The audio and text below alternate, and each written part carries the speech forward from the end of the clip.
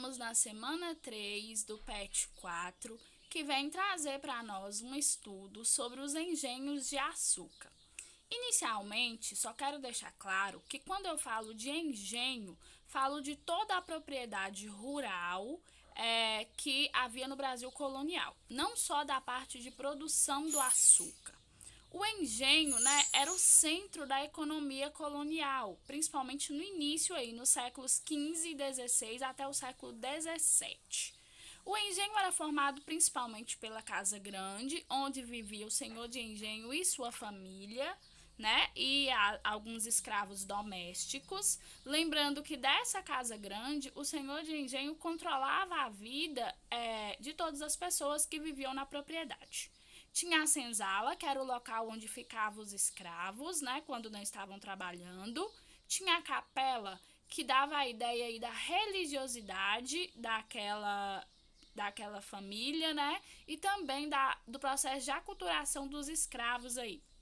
E tinha a parte de produção do açúcar, que era a moenda, onde a cana era moída, a cozinha do açúcar, onde era fabricado o melaço.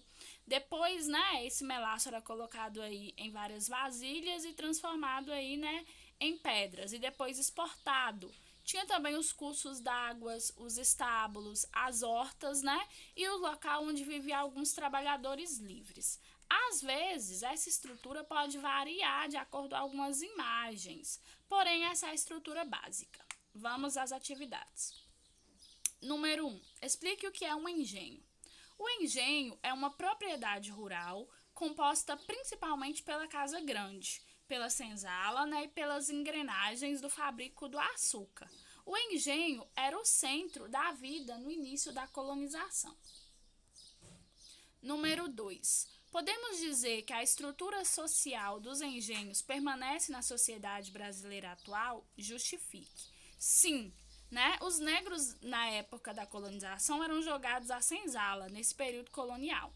Até hoje, os negros eles continuam discriminados, privados de oportunidades e, infelizmente, eles são relegados aí ao trabalho braçal e compulsório, dando a ideia aí da mesma formação social, o negro ocupando o lugar de explorado aí, como no período colonial, infelizmente.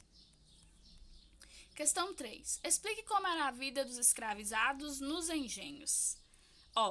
O trabalho era árduo e compulsório, ou seja, até as forças acabarem, muitas vezes até a morte, A alimentação e as moradias eram sub-humanas. Eles comiam uma lavagem, parecida com a lavagem dos porcos, apenas para manter as forças para trabalhar, e viviam, amontoados nas senzalas. Eram vítimas de constantes castigos físicos, como chicotadas, palmatórias, eram presos no tronco, e muitas vezes esses castigos eram leves, mas também poderiam ser fatais e levar à morte. Questão 4. Cite e explique quais eram as partes que compunham os engenhos.